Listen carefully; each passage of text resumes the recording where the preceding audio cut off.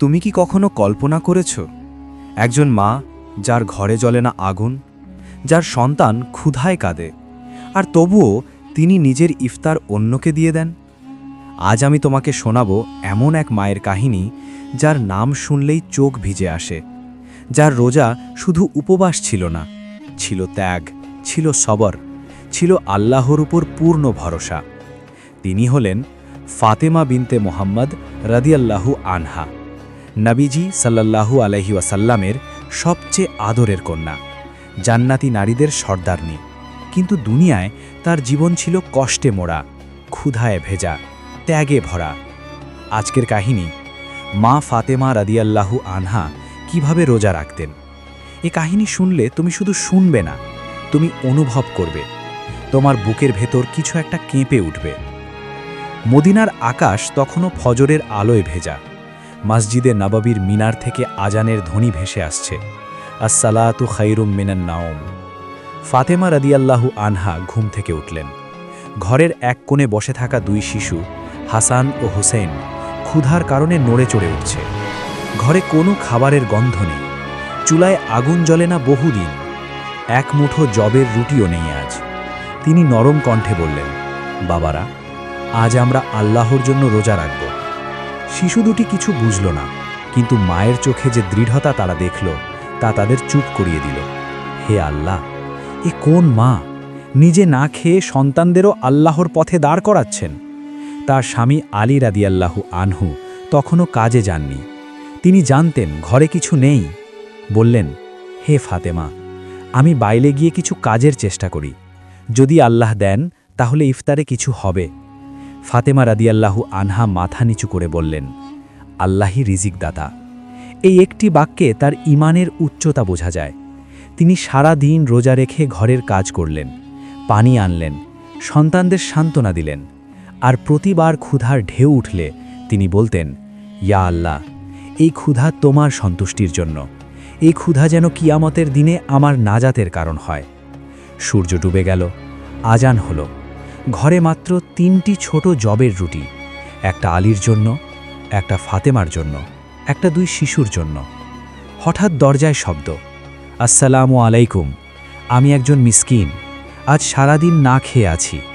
ফাতেমা রাদিয়াল্লাহু আনহা কাপা হাতে রুটির দিকে তাকালেন, তারপর দরজার দিকে। তিনি কোনো কথা বললেন না, শুধু রুটিগুলো তুলে ভিক্ষুকের হাতে দিয়ে দিলেন। ঘরে ফিরে এসে পানির পেয়ালা হাতে নিলেন। শিশুরা বলল, মা, আমরা খাবো না। তিনি চোখ ভেজা কণ্ঠে বললেন, আজ আল্লাহ আমাদের ইফতার নিজ হাতে নিয়ে নিলেন। তারা পানি দিয়ে রোজা ভাঙল। পরদিন আবার রোজা। শরীর দুর্বল, শিশুদের মুখ ফ্যাকাশে। আলী রাদিয়াল্লাহু আনহু আজও কিছু জোগাড় করতে পারেননি। ইফতারের সময় আবার রুটি জোগাড় হলো মাত্র কয়েকটা। ঠিক তখনই দরজায় কণ্ঠ, আমি একজন ইয়াতীম। ফাতেমা রাদিয়াল্লাহু আনহা আবার সেই কাজই করলেন, রুটি দিয়ে দিলেন। আজও পানি দিয়ে ইফতার। তৃতীয় দিন, শরীর কাঁপছে, শিশুরা শক্ত হয়ে হাঁটতে পারছে না, কিন্তু রোজা ভাঙেননি। আজ ইফতারের সময়ে একজন বন্দী এলো, আমি আল্লাহর নাম করে চাই। ফাতেমা রাদিয়াল্লাহু আনহা রুটিগুলো তুলে দিলেন। 3 দিন ধরে তারা শুধু পানি দিয়ে রোজা ভাঙলেন। হে আল্লাহ, এ কোন মা, এ কোন রোজা! এরপর আল্লাহ তাআলা কুরআনে তাদের এই ত্যাগের কথা উল্লেখ করলেন। তারা আল্লাহর ভালোবাসায় মিসকিন, ইয়াতীম ও বন্দীকে খাবার খাওয়ায় এবং বলে, আমরা তোমাদেরকে খাওয়াই শুধু আল্লাহর সন্তুষ্টির জন্য। সূরা দহর। এই আয়াত মা ফাতেমা রাদিয়াল্লাহু আনহার রোজার সাক্ষ্য।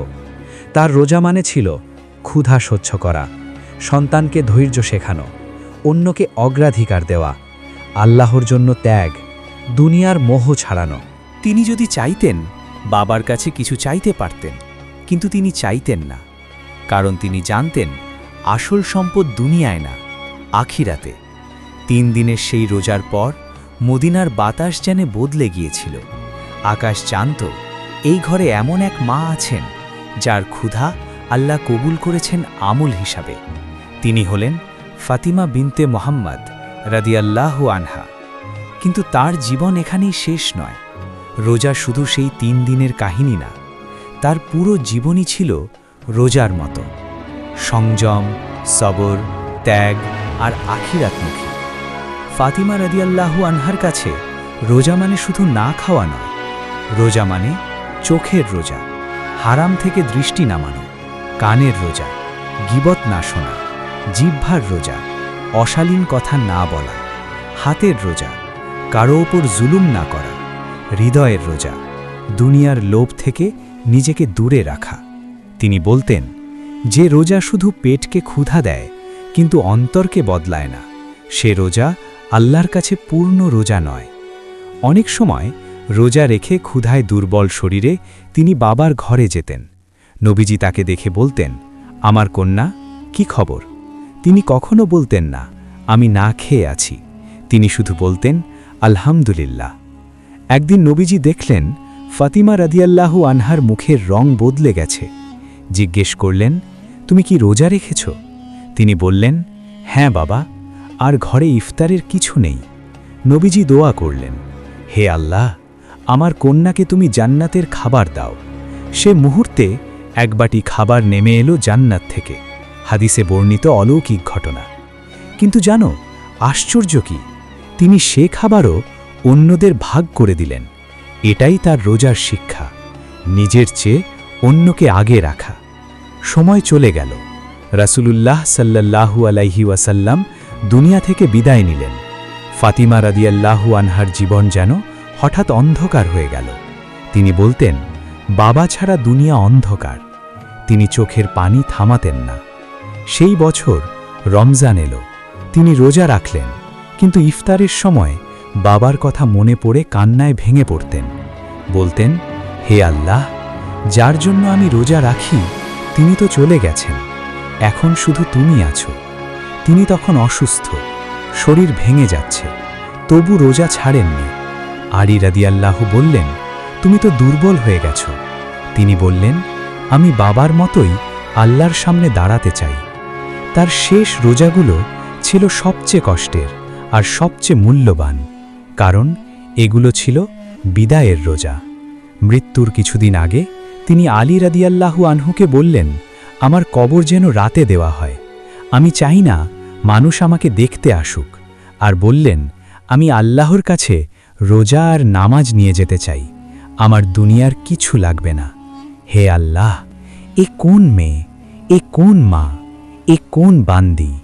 হে উম্মতে মোহাম্মদ, আমি তোমাদের মতোই একজন মা ছিলাম। আমারও সন্তান ছিল, আমারও ক্ষুধা লাগত, আমারও কষ্ট হতো। কিন্তু আমি শিখেছিলাম, ক্ষুধার চেয়ে আল্লাহ বড়, কষ্টের চেয়ে আখিরাত বড়।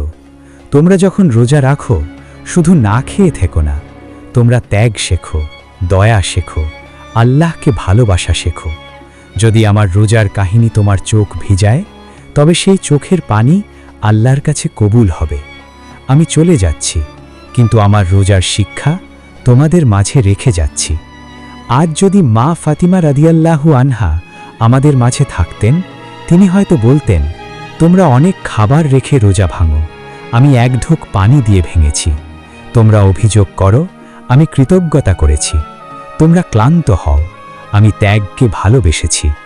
হে আল্লাহ, আমাদের রোজা কি তার রোজার মতো? আমাদের ক্ষুধা কি তার ক্ষুধার মতো পবিত্র? আমাদের কান্না কি তার কান্নার মতো খাঁটি? হে আল্লাহ, যে মা 3 দিন না খেয়ে অন্যকে খাইয়েছে, যে মা নিজের কষ্ট লুকিয়ে তোমার সন্তুষ্টি খুঁজেছে, তার উসিলায় আমাদের রোজা কবুল করো।